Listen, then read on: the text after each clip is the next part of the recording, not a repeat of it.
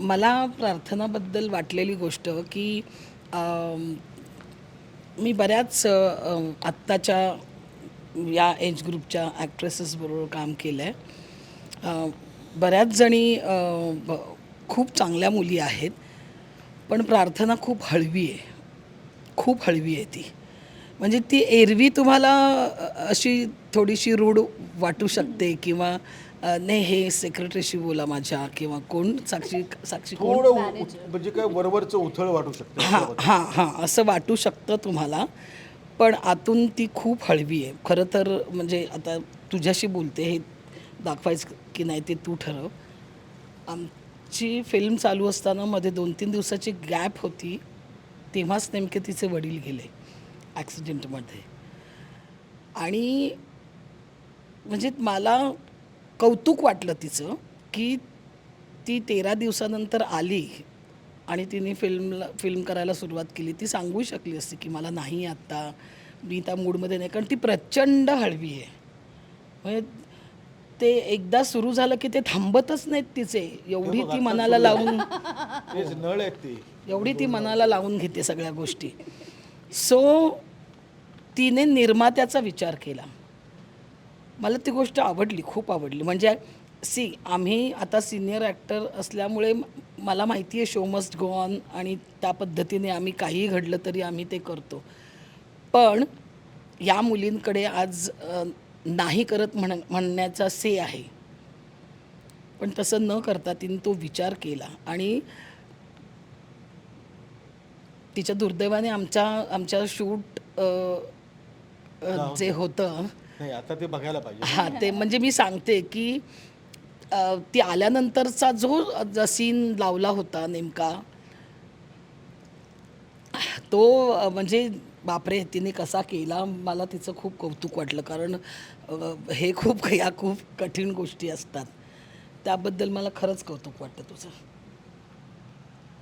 तिच्याकडे तुला काय वाटतं? बापरे मला रडूच येईल अगेन. पण बाबांनी स्क्रिप्ट वाचली होती फिल्मची. नाही आणि मला रडायचं नाही. सॉरी नाही नाही नाही स्क्रिप्ट वाचल्यावर ते काय म्हणलं? त्यांना त्यांना खूपच असं झालं होतं. Tissue sorry. त्यांना खूप असं बघितल्यावरच असं झालं होतं, म्हणजे वाचल्यावर असं झालं होतं की, आणि तुला माहिती आहे माझ्या फिल्ममध्ये माझं नाव मला मनस्वी मनू असं म्हणतात आणि ते पण मला प्रेमाने मनू म्हणायचं. सो त्यांनी फिल्म वाचल्यावर मला म्हणाले होते की मनू तुला खूप करायचं आहे बेटा ह्याच्यात, करशील ना छान. म्हणलं हो बाबा. तर म्हणाले खूप मेहनत आहे हां, छान स्वतःचा बेस्ट दे. आणि पहिले 15 दिवस when I was shooting he was there. आणि नंतर सॉरी आम्ही रडतीये मला खरं.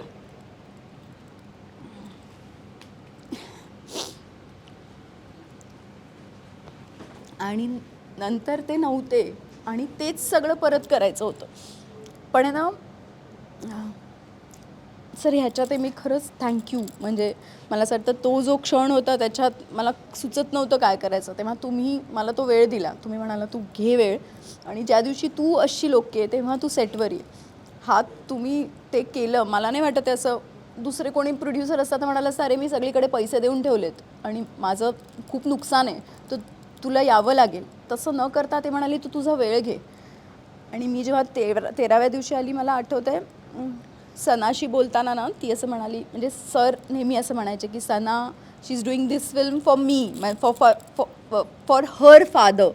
सो मला असं वाटतं की मी पण ही फिल्म माझ्या बाबांसाठी करते आणि आत्ता माझ्या बाबांना काय हवं आहे तर मी या फिल्ममध्ये काम करायला हवं आणि छान करायला हवं. तर इन दॅट केस 13 दिवस जरी झाले असेल माझ्या आईने सांगितलं नाही आता तू सुरू कर, कारण असंच असतं आणि हे होणार आहे पण तुला काम करायलाच हवं. आणि मला निर्मितीताईंनी पण मला एकदा खरं तर ती पण म्हणू शकली असती ना की नाही डेट्स नाही माझ्याकडे, नाही माझं कर. पण मला पूर्ण टीम, मला खरंच असं वाटतं की ह्यांच्या सपोर्टमुळे ना मला ती ताकद पण आली की नाही मी करीन. आणि सेटवर मला आठवतं ना मी खूप वेळेला आत्ता जशी निर्मितीताई म्हणाली ना हळवी, तसं मी खूप रडायचे आणि मी खूप अशी सॅड राहायचे. मी जशी होते तशी, म्हणजे अख्खी माझी पर्सनॅलिटीच चेंज झाली होती मला आणि कळत होतं की मी अशी नाही आहे रडकी, मला आवडत नाही. पण ना ते सांभाळून घेतलं मला आणि म्हणून मी ते केलं. पण दिस इज फॉर माय फादर, माझ्या बाबांसाठी हे सगळं जे मी केलं आहे ते. आणि होपफुली ते बघतील तेव्हा त्यांना आवडेल त्यांचं. अर्थातच ते बघतील आणि अर्थातच काय बोलू मी आता यापुढे स्पीचलेस झाली आहे मी. मला असं वाटतं की ठीक आहे, फिल्म होत राहतात, काम होत राहतं, माणसं चांगलं मिळणं फार महत्त्वाचं आहे. आणि जी इथे मला आता दिसत आहेत, आता मी यानंतर काहीच नाही बोलू शकत.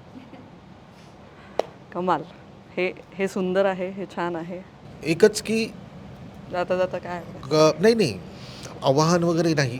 नाही काय असतं माहिती आहे ना की प्रत्येक कलाकृती आपलं नशीब घेऊन येत असते आणि त्या कलाकृतीच्या नशिबात पण लोक असतात.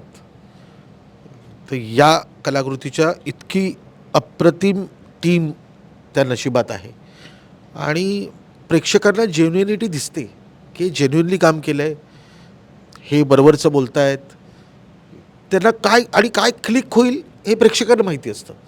त्यामुळे आम्ही आमचं काम करत राहणं हे आमची जबाबदारी आहे.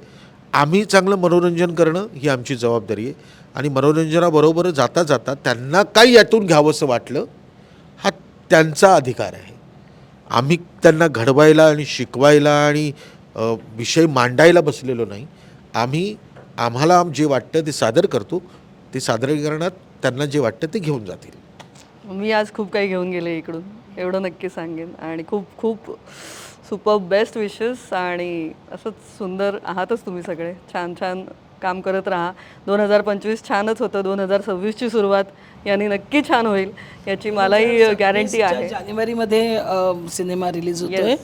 16 जानेवारीला साहेबांचा वाढदिवस असतो. येस, वा वा, म्हणजे बर्थडेची भेट आहे ही. हां, छान. बड्डेची भेट. 5 जानेवारीला आमचा ट्रेलर रिलीज आहे, बड्डेची भेट. ओके, वा, हो, 5 जानेवारी. हो, बेला आणि मॅमचा दीपिका पण. पण. आणि 30 जानेवारीला निर्मिती सावंत यांचा वाढदिवस असतो. या वा, म्हणजे पिक्चर जानेवारी सुपरहिट एकंदर झाल्याची भेट.